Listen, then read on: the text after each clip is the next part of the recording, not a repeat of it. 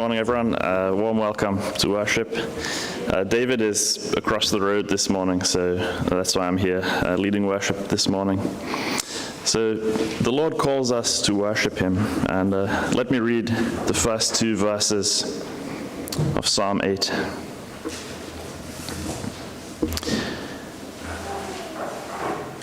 Lord, our Lord, how magnificent is your name throughout the earth. You have covered the heavens with your majesty.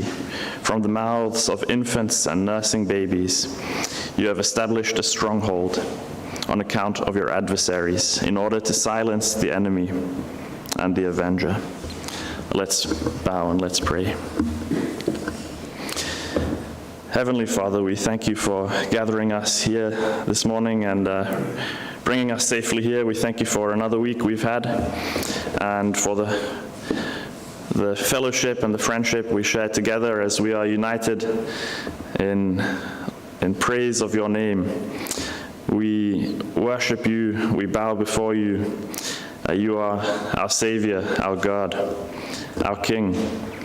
You are the creator of the universe, the Lord of lords and the King of kings. We thank you that we can draw near to you in praise, and we ask that you guide us in this, and we pray this in the name of Jesus our Lord. Amen. Let's stand and let's sing the first song, All Glory, Praise, and Honor.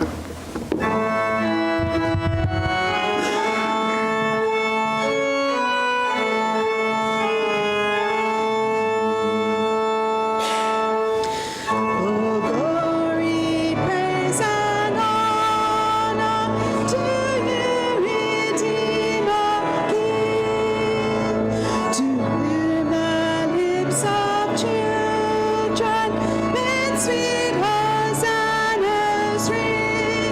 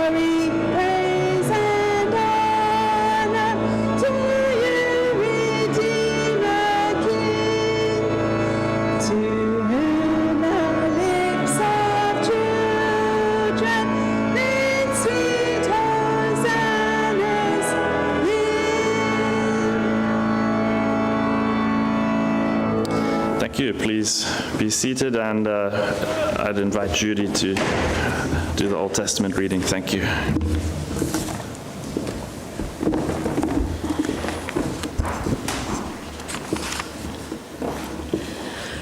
I'm reading from Genesis 29, 1 to 29, and you'll find it on page 28 in the Pew Bible. Jacob arrives in Paddan Aram. Then Jacob continued on his journey and came to the land of the eastern peoples. There he saw a well in the open country, with 3 flocks of sheep lying near it, because the flocks were watered from that well. The stone over the mouth of the well was large. When all the flocks were gathered there, the shepherds would roll the stone away from the well's mouth and water the sheep. Then they would return the stone to its place over the mouth of the well. Jacob asked the shepherds, "My brothers, where are you from?" "We're from Haran," they replied. He said to them, "Do you know Laban, Nahor's grandson?" "Yes, we know him," they answered. Then Jacob asked them, "Is he well?" "Yes, he is," they said, "and here comes his daughter Rachel with the sheep." "Look," he said, "the sun is still high. It is not time for the flocks to be gathered. Water the sheep and take them back to pasture." "We can't," they replied, "until all the flocks are gathered and the stone has been rolled away from the mouth of the well. Then we will water the sheep." While he was still talking with them, Rachel came with her father's sheep, for she was a shepherd. When Jacob saw Rachel, daughter of his uncle Laban, and Laban's sheep, he went over and rolled the stone away from the mouth of the well and watered his uncle's sheep. Then Jacob kissed Rachel and began to weep aloud. He had told Rachel that he was a relative of her father and a son of Rebekah. So she ran and told her father. As soon as Laban heard the news about Jacob, his sister's son, he hurried to meet him. He embraced him and kissed him and brought him to his home. And there Jacob told him all these things. Then Laban said to him, "You are my own flesh and blood." After Jacob had stayed with him for a whole month, Laban said to him, "Just because you are a relative of mine, should you work for me for nothing? Tell me what your wages should be." Now Laban had 2 daughters. The name of the older was Leah, and the name of the younger was Rachel. Leah had weak eyes, but Rachel had a lovely figure and was beautiful. Jacob was in love with Rachel and said, "I'll work for you 7 years in return for your younger daughter Rachel." Laban said, "It's better that I give her to you than to some other man. Stay here with me." So Jacob served 7 years to get Rachel. But they seemed like only a few days to him because of his love for her. Then Jacob said to Laban, "Give me my wife, my time is completed, and I want to make love to her." So Laban brought together all the people of the place and gave a feast. But when evening came, he took his daughter Leah and brought her to Jacob, and Jacob made love to her. And Laban gave his servant Zilpah to his daughter as her attendant. When morning came, there was Leah. So Jacob said to Laban, "What is this you have done to me? I served you for Rachel, didn't I? Why have you deceived me?" Laban replied, "It is not our custom here to give the younger daughter in marriage before the older one. Finish this daughter's bridal week, then we will give you the younger one also in return for another 7 years of work." And Jacob did so. He finished the week with Leah, and then Laban gave him his daughter Rachel to be his wife. Laban gave his servant Bilhah to his daughter Rachel as her attendant. Amen. Thank you very much.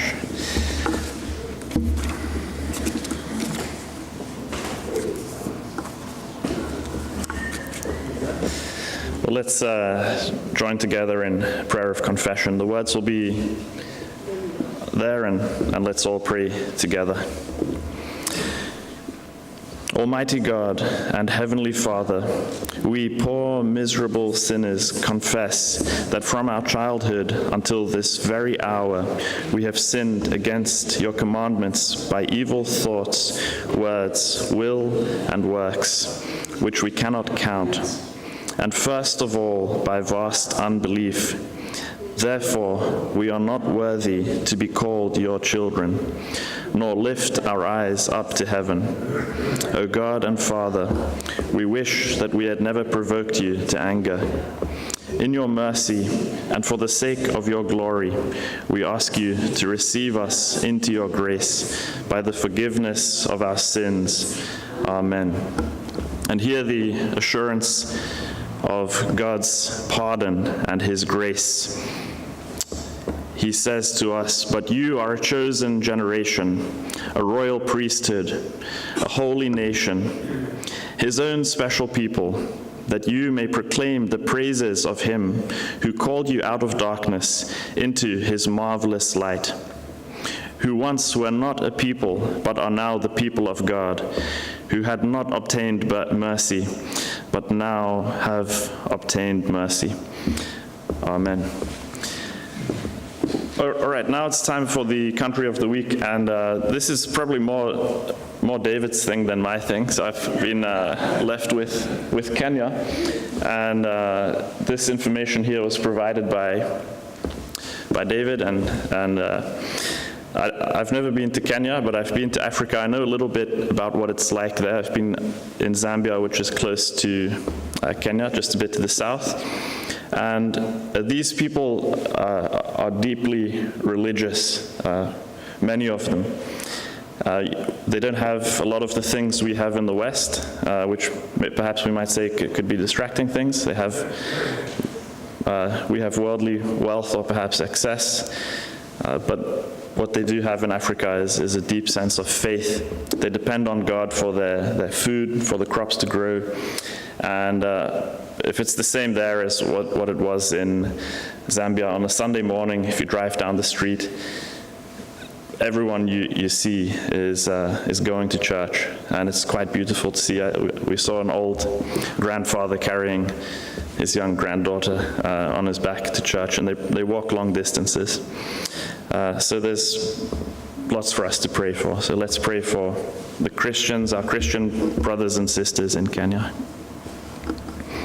Heavenly Father, we thank you that your word has gone far and wide, and we thank you that the one word speaks to us all here in Australia, there in Africa. We thank you that you are the God of the nations, that you have drawn all your people to yourself. And we pray for our brothers and sisters there in Kenya, that you strengthen them in their faith, in their love for each other, that you provide for them according to their needs. And we pray for the country and the politics of the country, that there will be a clear and healthy government, a government that facilitates peace among all the citizens, and in order that they can pray, worship you, work hard, live quiet lives, honoring your name. We pray this in the name of Jesus. Amen. Well, let's stand and let's sing again, Psalm 8.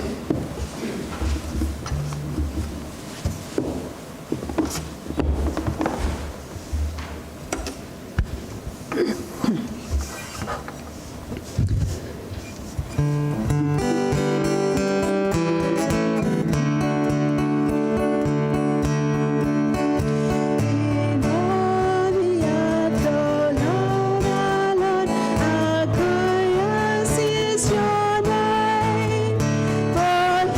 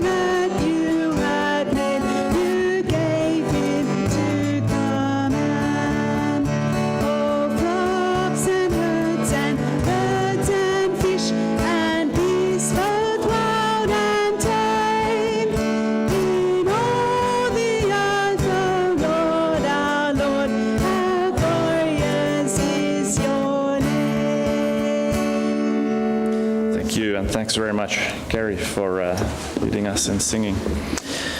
I'd like to invite Kim for the New Testament reading, and after that, Annabelle for the prayer. Thanks very much.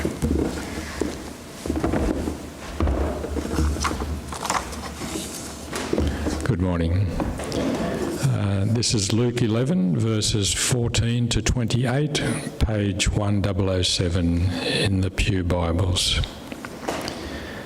Jesus was driving out a demon that was mute. When the demon left, the man who had been mute spoke, and the crowd was amazed. But some of them said, "By Beelzebub, the prince of demons, he is driving out demons." Others tested him by asking for a sign from heaven. Jesus knew their thoughts and said to them, "Any kingdom divided against itself will be ruined, and a house divided against itself will fall. If Satan is divided against himself, how can his kingdom stand? I say this because you claim that I drive out demons by Beelzebub.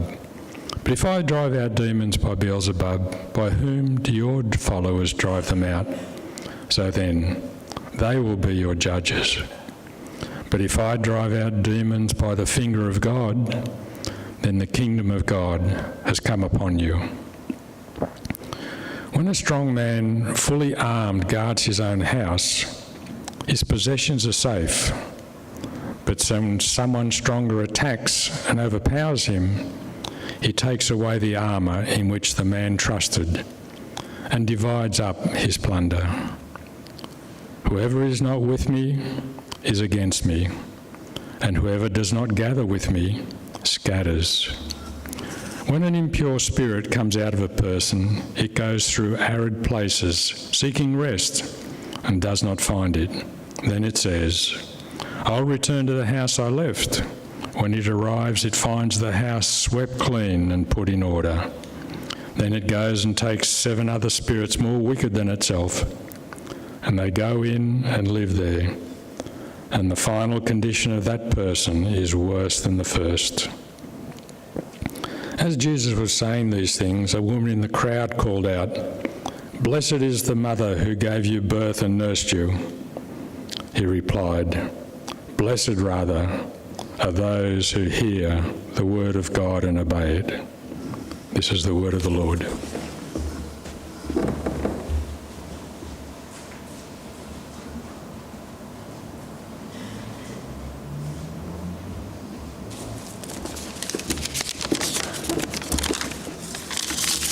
Let's pray. Lord God, our loving Heavenly Father, we come before you today with grateful hearts. We thank you that we are able to come together and worship you. Enable us to do so in spirit and in truth. Help us always to remember, great is the Lord and most worthy of praise. His greatness no one can fathom. We thank you, Lord, that you are righteous in all your ways and faithful in all you do. Lord, we confess we fall so very short. Hear us, Lord, for we are poor and needy. Have mercy upon us. Help us, Lord, to truly repent daily and more than daily. Help us to see our besetting sins and forgive us for our sins of omission. We thank you that you, Lord, are forgiving and good, abounding in love to all who call upon your name. We pray that your hand of blessing would be upon us here in Scots Church. We pray for blessing upon churches in Newcastle where your word is faithfully proclaimed. Lord, deliver us from complacency and lukewarmness. We pray that we would be zealous for your name to be honoured and glorified. Lord, renew us and revive us. We ask that you would pour out your Holy Spirit upon us. We pray for those in our church who are not able to be present with us because of illness and infirmity of age. Draw near to them, we pray. And we continue to lift up our dear sister Julie. Would you keep her free from pain and discomfort? sustain her, and please draw close to her. We pray for those serving you in other lands, seeking to bring the good news of Jesus and mercy ministries to those in difficult places. Please help them and use them, we ask. We pray for the outreach by Newcastle students over these past months. And Lord, we pray that you would be pleased to draw students that do not know you to yourself through the recent outreach and Bible discussions that have taken place. Lord, we come before you with heavy hearts for our troubled world. In lands where there's wars and famines and starvation, plagues and severe poverty. Oh God, we pray that you would restrain the hands of evil men and women and send help to those in need. Lord, we long for you to come quickly. Lord Jesus, come quickly. We pray and ask all these things in Jesus' name. Amen.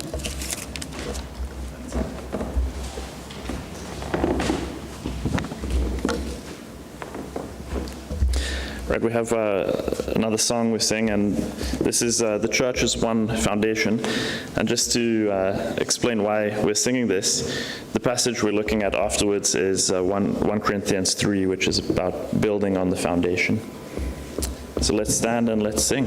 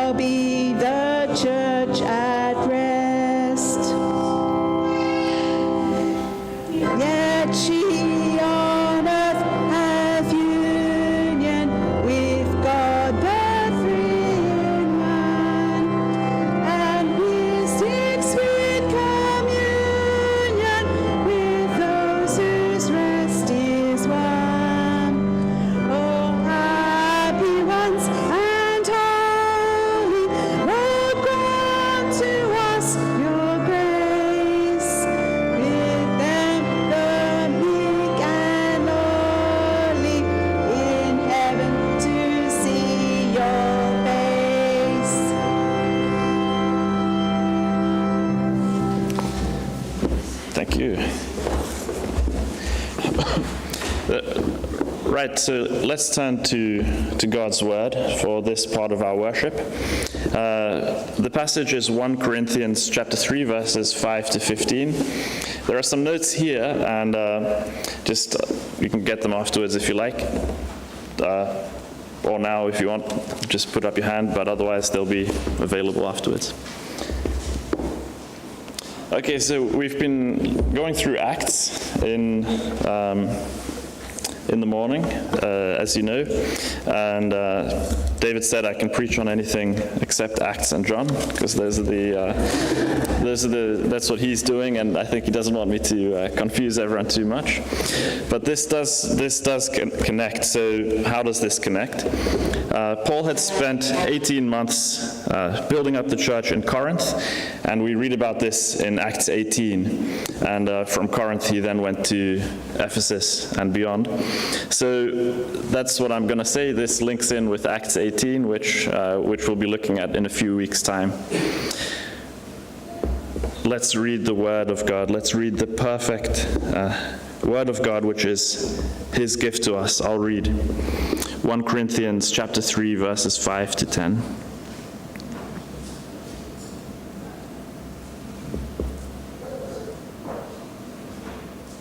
Sorry, 5 to 15. What then is Apollos? What is Paul? They are servants through whom you have believed, and each has the role the Lord has given.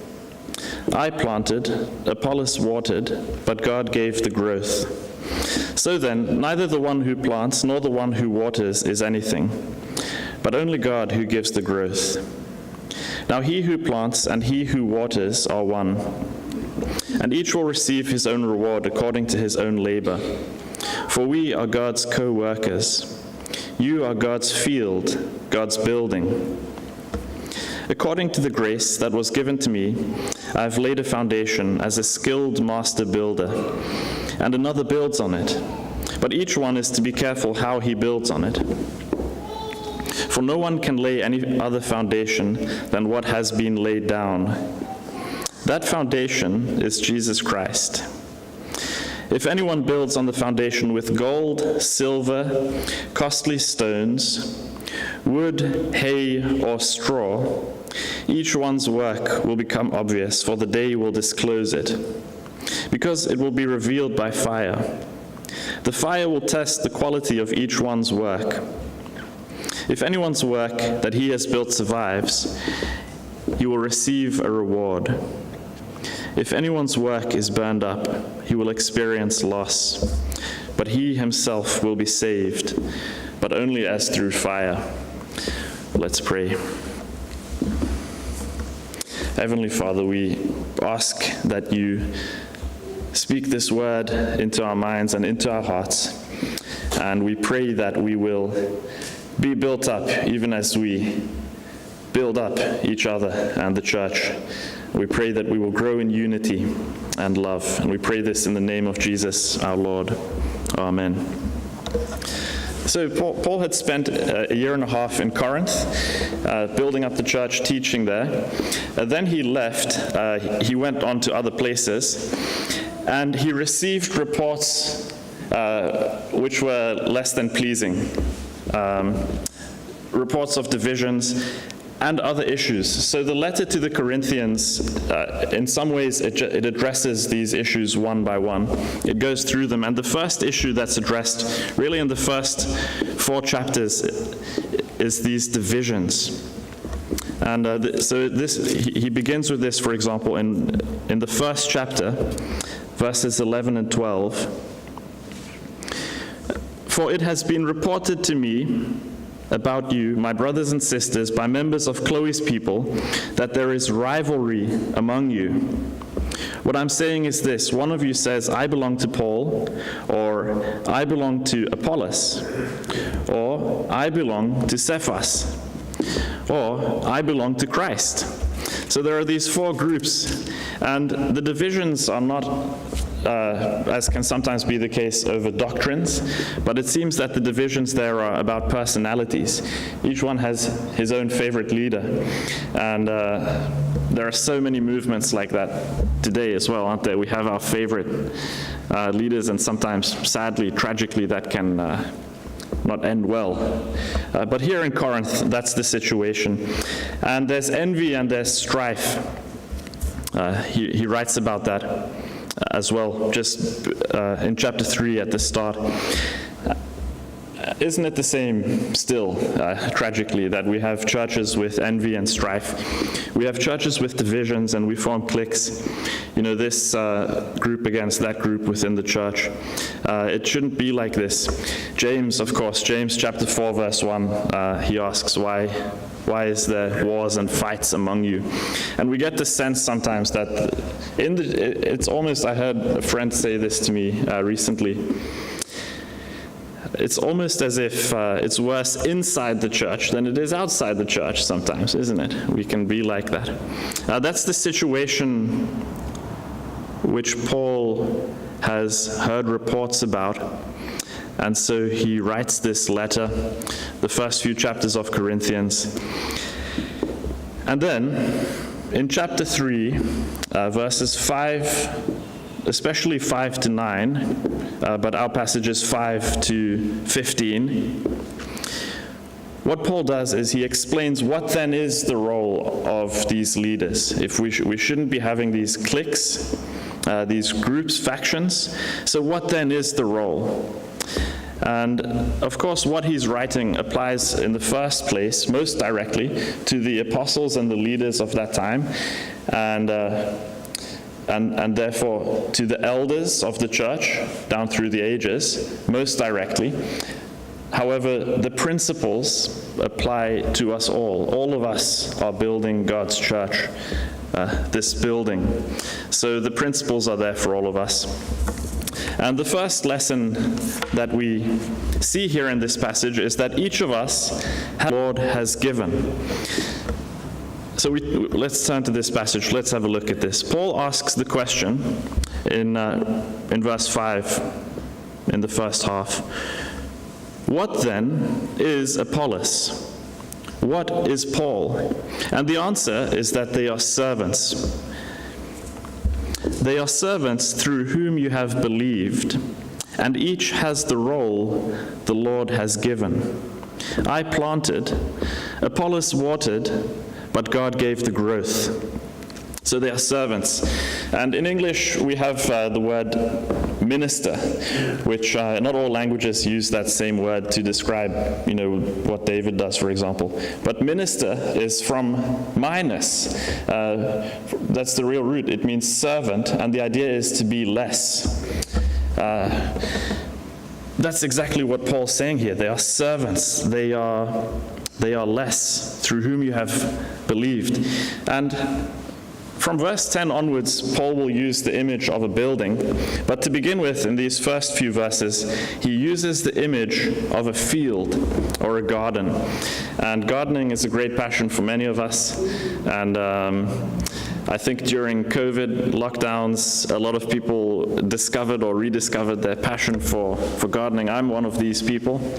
And my father grew up on a farm, but I grew up in the city, so I'm a real city boy. But anyway, so I started gardening, and I figured out all these things you have to do. You have to prepare the soil, and then you have to sow the seeds in the right way, depending on what the vegetable is. Then you water it, and then I did all that, and then I was sitting there looking at the ground, thinking, okay, when is this going to grow? The thing is, it doesn't work like that, does it? We all know that. You wait, and then you come back a week later, and you can see these seedlings. So we, as humans, we have our role, but God gives the growth, and this is the image that Paul uses to describe ministry. And it really did strike me when I went through this experience that we depend on God, don't we, for our growth. God gives the growth. Even without any human intervention, things will grow in the wild. God is the one who gives the growth. He uses us to do certain tasks, to sow and to water and so forth. So again, this is the illustration that Paul uses to explain what is Apollos, what is Paul. They are servants in this way. They are ministers. The point is that the apostles, these leaders who people were looking up to, were not the essential part. They weren't the essential thing. They weren't necessary. And I know, and perhaps you know, that often with church ministry over time, if you do things for a long time in church, let's say, I play guitar sometimes, for example. You do that for a long time and you start to think, wow, I'm really essential here in this church. If I ever stopped coming, it's just going to be a mess. That's what we tell ourselves, and it sounds funny, but we do think like that, don't we? And what we see here is that that's not the case. We are not the essential parts. God does not depend on us for anything, let alone for building His church. God does not depend on us, but we depend on God for everything. So when the Corinthians were fighting and saying, this is my team or my group or my whatever it is, I belong to Paul, I belong to Cephas, it's crazy. It's completely missing the point. It's like if someone gave you a gift, or gave me a gift, and what we did was we took the wrapping paper off and focused on the wrapping paper, but we ignored the actual gift. We're missing the point. It's like if a person is starving, has been hiking or something, hasn't eaten in 3 days, desperate for a meal. Someone gives him a delicious plate of food, and he throws away the food and keeps the plate. It's missing the point. God's grace is from God. And yes, He uses His servants to give this grace, to administer this. But for us to focus on Paul or Cephas or whatever it might be in our case is to completely miss the point. And it's a bit silly if we think about it. Verse 7, so then neither the one who plants nor the one who waters is anything, but only God who gives the growth. And that is what Paul is answering to this question. What then is Apollos? What is Paul? In verse 8 he says that the one who plants and the one who waters are one. In what sense are they one? In the sense that all of us are servants of God. I have my role, you have your role, but we are united because we are God's servants, God's instruments. And it says there in verse 9, we are God's co-workers. That's the sense in which that is. In a farm, you have all the workers. The workers are one, and the farmer, the owner, is another. But you don't have these divisions between the workers, or you shouldn't. It doesn't make sense. Now notice that it is through the servants that we have believed. Just going back to verse 5, the second half there. They are servants through whom you have believed. We haven't believed because of the servants or whatever it might be in our lives that led us to Christ, but it is because of God and His grace. And He used whatever the instruments were that He used in order to give that faith to us and to administer His grace to us. What we're thinking about from our perspective is our roles as co-workers, laborers together with each other, and co-workers with God. The key thing is unity. It's pointless to esteem one over the other or think that one group is more important and to have these divisions. We ought to focus on God, keep our vision on Him, and remember our place as laborers, God's instruments. And God's grace is ministered through us. Ministers, just to read this, are a precious gift of God, and we see this in Ephesians 4, verse 11. When Christ ascended, He gave gifts. And that's what's written here in Ephesians 4:11. And He Himself gave some to be apostles, some prophets, some evangelists, some pastors and teachers, equipping the saints for the work of ministry to build up the body of Christ. Now, those are very specific offices that Christ gave. But again, the principle applies to all of us. Christ gave gifts, and He gave servants to the church for the sake of building up the church. That's what we are. So that's the first thing we see here, that each of us has the role the Lord has given, and each of us is in our appropriate place doing that. And then secondly, the second lesson that we can see here in this passage, especially from verse 10 and 11, is that we are to build on the foundation.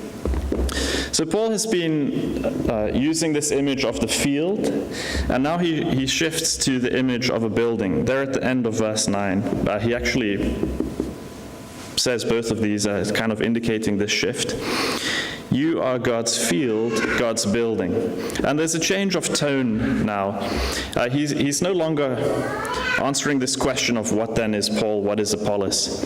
But he's describing what he does when he builds on the foundation. And this applies to all of us. All of us are to build on the foundation.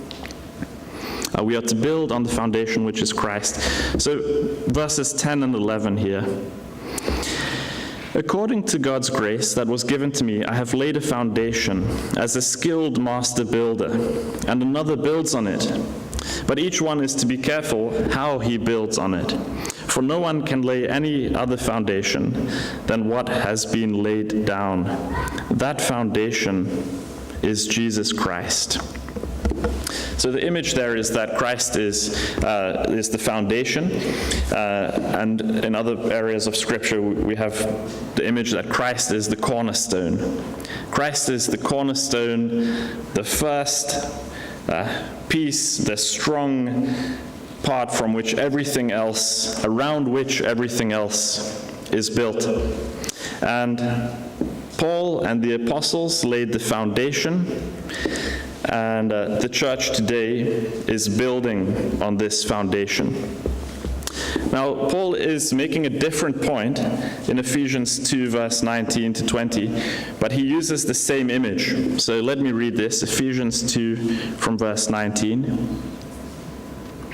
So then, you are no longer foreigners and strangers, but fellow citizens with the saints and members of God's household, built on the foundation of the apostles and prophets, with Christ Jesus himself as the cornerstone. In him the whole building, being put together, grows into a holy temple in the Lord. In him you are also being built together for God's dwelling in the Spirit.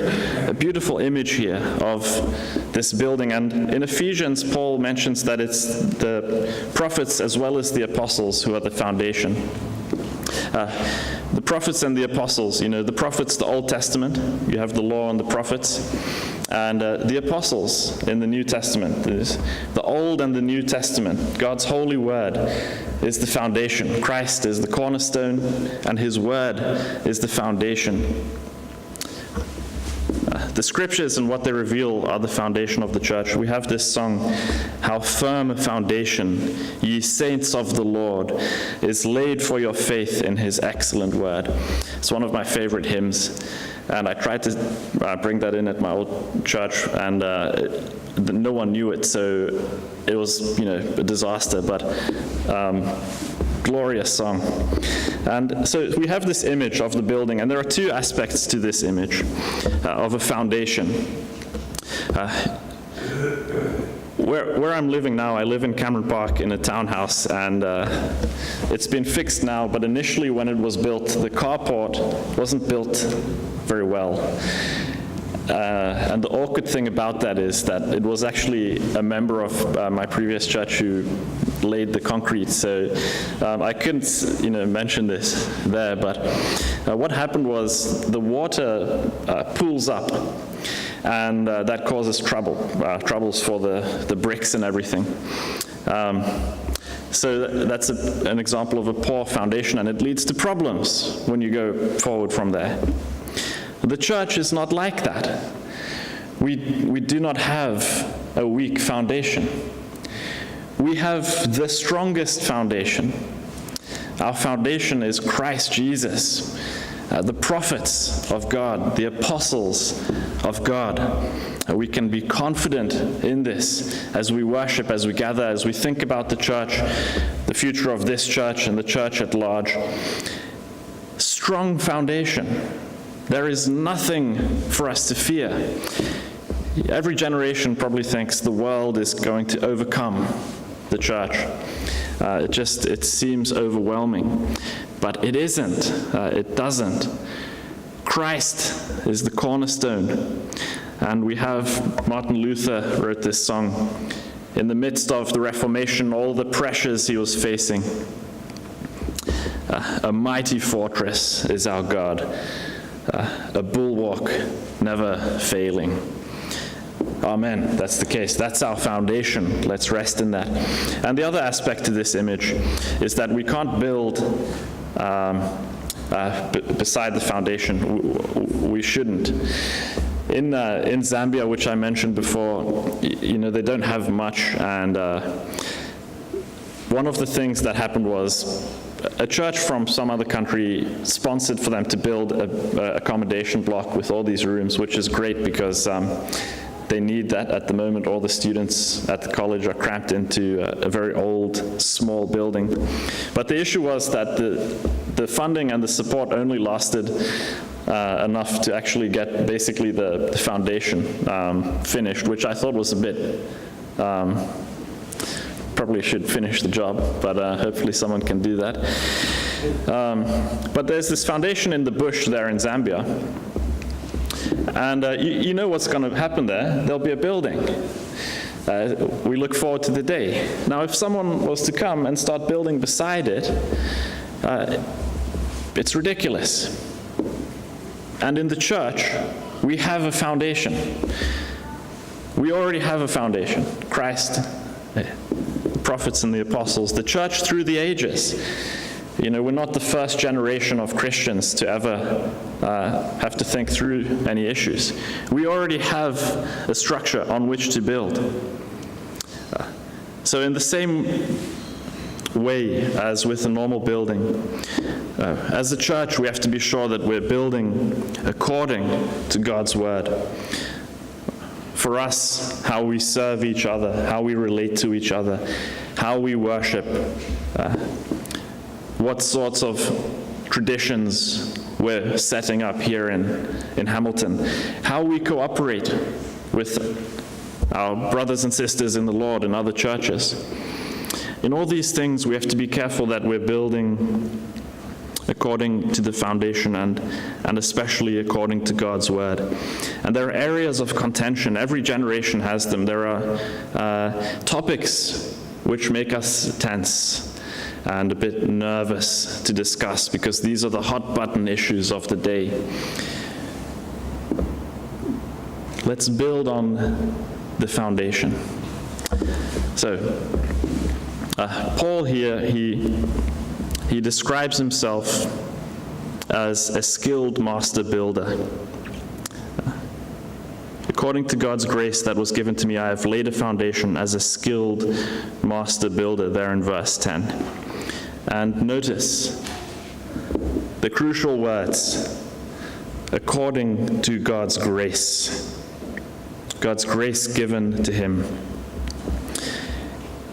If we do good in the church, It is according to the grace of God. Remember the previous point. Each of us has our place, but it's not us who are the main thing.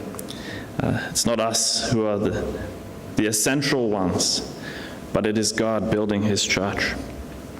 The church is a building. We have this image, as a glorious image, so let us take our part. And I'll read from 1 Peter chapter 2, verses 4 to 5. Just to see this image again, Peter uses it as well.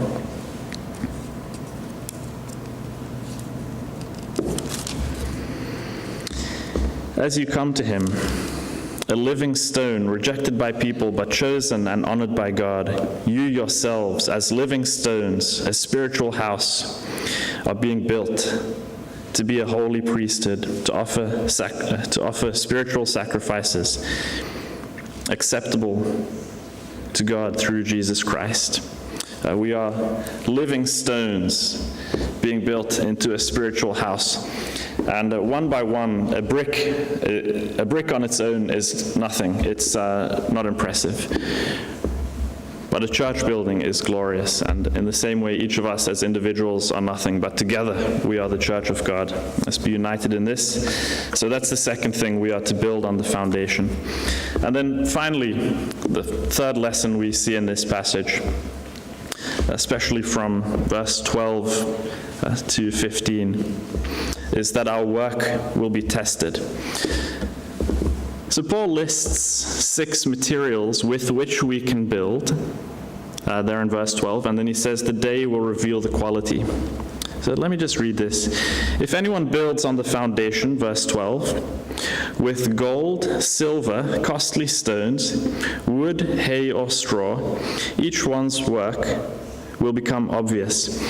So before I go on to this, I just say this passage has been really special to me, and a few years ago the presbytery asked me to preach there, and this was the passage because it's quite a motivation to me, and I think for all of us it sets the direction.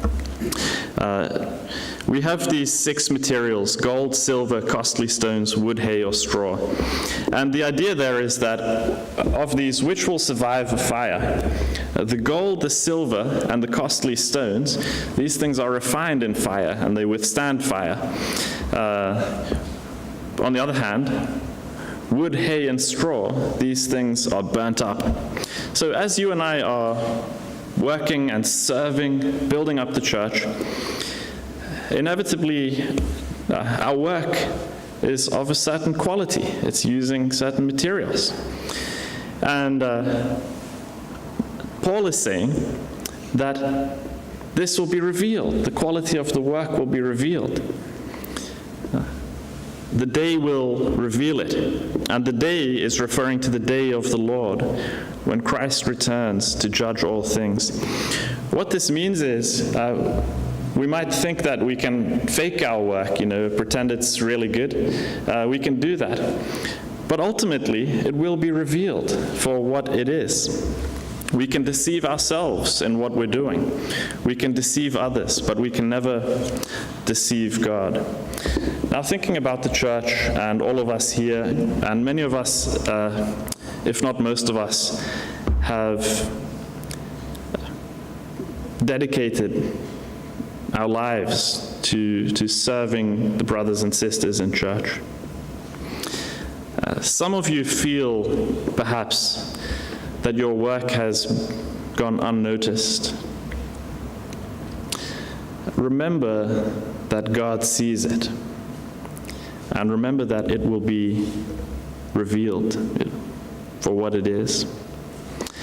And on the other hand, some of us, perhaps, are too confident in ourselves and our work. Perhaps this is relating to these factions which were there in the Corinthian church. Remember that the fire will reveal the quality of our work. Many of us, we might be despised in this life, but praised in the eternal kingdom. And again, conversely, we might be praised and honored in this life, but not so in God's kingdom. So when we are working on this project of working in the church, we need not worry too much about what others think, because that's not what counts. God is the judge. He's the true judge, and he's not deceived by anything.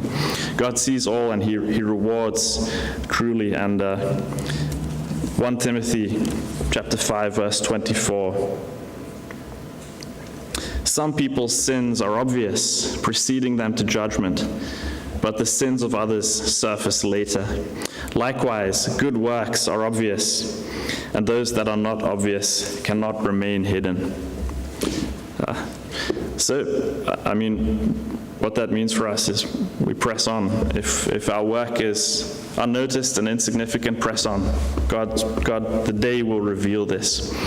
And then, just coming to a close, verses 14 and 15, Paul writes something which is perhaps surprising. If anyone's work that he has built survives, he will receive a reward. If anyone's work is burned up, he will experience loss, but he himself will be saved, but only as through fire. And Paul is saying that you'll still be saved. Salvation is by grace, not by works. But there is an element of judgment. Saved by grace, judged by works. And he mentions a reward on the one hand and loss on the other. And this is not a simplistic thing where we say you do 10 good things, you get 10 meters squared house or something in the New Kingdom. It's not simplistic. The scriptures don't give us much information about this, but it is there. This idea of rewards and, in a way, loss. Paul says here, he will experience loss, but he himself will be saved, but only as through fire. So how we build matters, and the day will reveal it. So if we come to a conclusion, we see in this passage that each of us has a role. We have the role the Lord has given us. As we build on the foundation, and our work will be tested. The day will disclose it. So let's pray. Heavenly Father, we ask that you give us grace to work as your servants, remembering that we are nothing. And we ask that you give us grace to work together in unity. And we ask that you help us to keep our eyes set on you, on Jesus the cornerstone, on the church, and on you, who is our glorious Lord. We pray this in the name of Jesus, our Lord. Amen.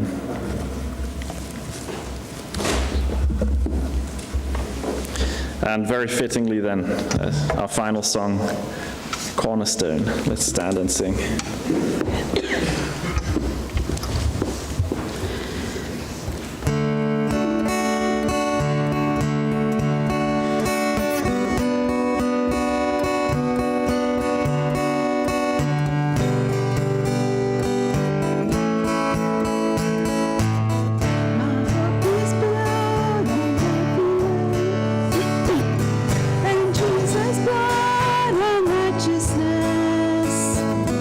I dare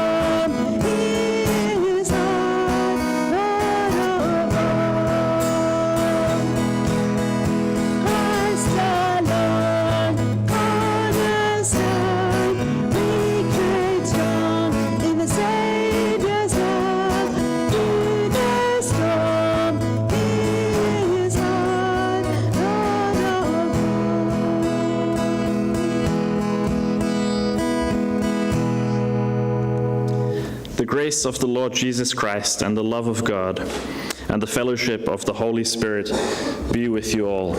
Amen. Thank you, and please join us for tea.